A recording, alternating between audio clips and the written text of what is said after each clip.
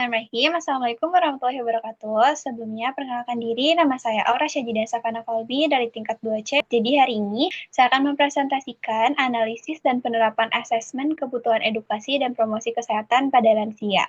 Saya akan menjelaskan sedikit apa itu hipertensi.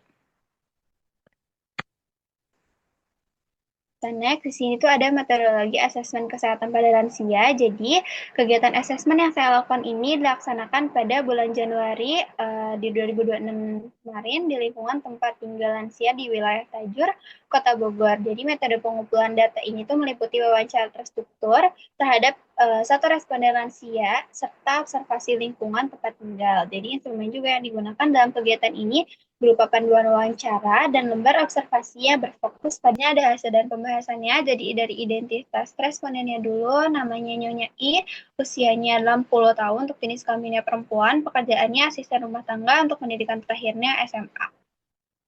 Yang pertama ini adalah masalah kesehatan apa sih yang responden alami. Jadi responden ini tuh sering merasakan nyeri sendi, cepat lelah, dan tekanan darahnya itu kadang tinggi. Jadi menurut catatan dari saya ini, responden ini memiliki keluhan khas penyakit degeneratif pada lansia.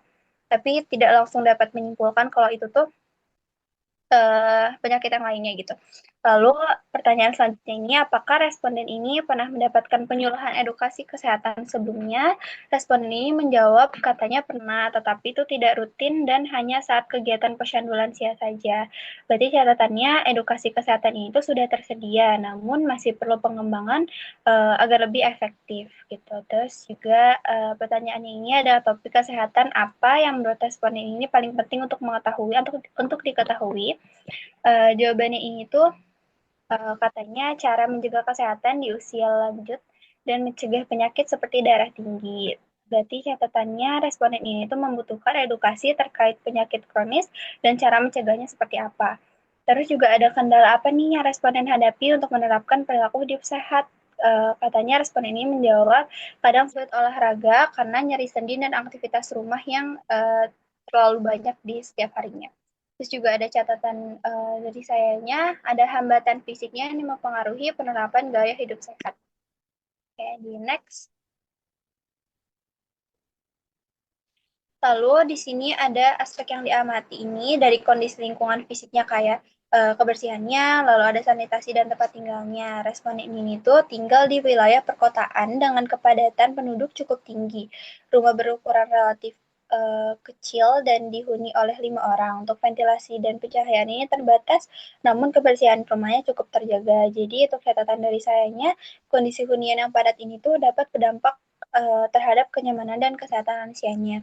Lalu di sini kegiatan promosi yang sudah ada yang saya tanyakan, katanya responden ini suka berkegiatan, maksudnya rutin ke posyandu lansia yang diikuti beberapa responden berupa pemeriksaan kesehatan kayak pengukuran tensi darah, terus ada nadinya, tapi tanpa disertai penyuluhan kesehatan rutin. Lalu untuk catatan tambahannya berarti hanya sesekali ini adanya penyuluhan kesehatan atau edukasi yang menyebabkan lansia ini kurang mendapatkan informasi mengenai pencegahan dan pengendalian penyakit.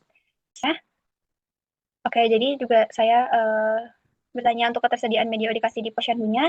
Ternyata responden ini menjawab terdapat media edukasi berupa poster atau leaflet kesehatan umum di posyandu, namun belum spesifik nih membahas hipertensi pada lansianya. Untuk catatan tambahan ini berarti perlu menambahkan media edukasi khusus tentang hipertensi lansia seperti poster diet, tata rendah garam, atau pentingnya kontrol tekanan darah dan kepatuhan minum obat. Di next.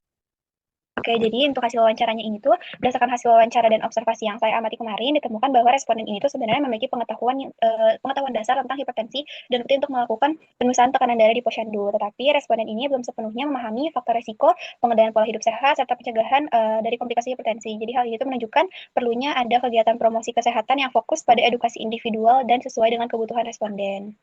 Untuk rencana tindak lanjut promosi kesehatan ini, yang pertama ini berarti perlu melakukan edukasi hipertensi dan pengobatan. Jadi memberikan penjelasan tentang hipertensi, risiko dari komplikasi, pentingnya kontrol tekanan darah, serta kepatuhan minum obat sesuai anjuran dari tenaga kesehatannya. Lalu yang keduanya ini ada edukasi untuk gaya hidup sehat, anjurkan responden ini untuk pola makan rendah garam dan lemak, aktivitas fisik ringan teratur sesuai kemampuan, istirahat yang cukup, serta pengelolaan stres. Yang tiganya ini ada pemantauan dan dukungan keluarga. Jadi anjurkan juga untuk pemeriksaan tekanan darahnya secara rutin dan libatkan keluarga dalam pemantauan serta penerapan gaya hidup sehat lansia. Baik, mungkin cukup sekian presentasi yang dapat saya sampaikan. Kurang lebih mohon maaf. Wabillahi taufiq wal hidayah. Wassalamualaikum warahmatullahi wabarakatuh.